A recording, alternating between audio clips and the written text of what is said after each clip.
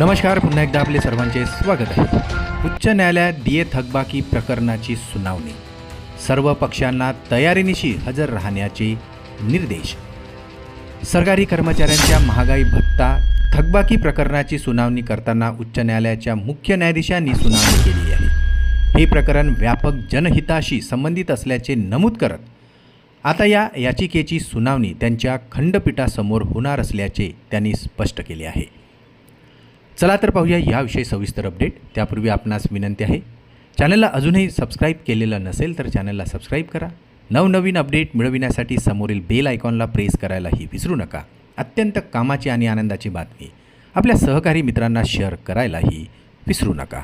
कर्मचाऱ्यांसाठी एक अत्यंत आनंदाची बातमी समोर येत आहे. थकबाकी संबंधी उच्च न्यायालयामध्ये निर्णय घेण्यात आलेला आहे.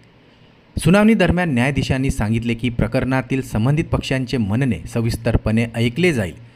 त्यामुळे पुढील सुनावणीवेळी सर्व पक्षांनी पूर्ण तयारीनिशी न्यायालयात उपस्थित राहावे, जेणेकरून प्रत्येक बाजूचा युक्तिवाद सखोलपणे ऐकता येईल. याचिकाकर्त्याच्या वतीने न्यायालयात असा युक्तिवाद करण्यात आला आहे की सरकारकडे विविध मोफत योजनांसाठी पुरेसा निधी उपलब्ध आहे. मोफत वीज, मोफत बस सेवा किंवा महिलांना आर्थिक सहाय्य देण्यासारख्या योजनांवर मोठ्या प्रमाणात खर्च केला जातो.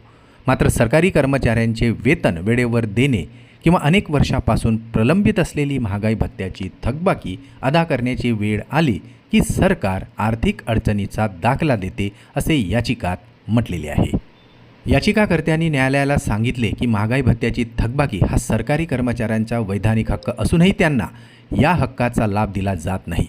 यावर न्यायाधीशांनी निरीक्षण नोंदवत सांगितले की हे प्रकरण व्यापक जनहिताशी संबंधित असून त्यांचे गांभीर्याने लक्षात घेता सर्व संबंधित पक्षांची बाजू ऐकणे आवश्यक असणार आहे.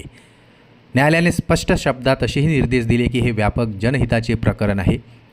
पुढील सुनावणीला सर्व पक्षांनी पूर्वतयारीनिशी उपस्थित राहावे.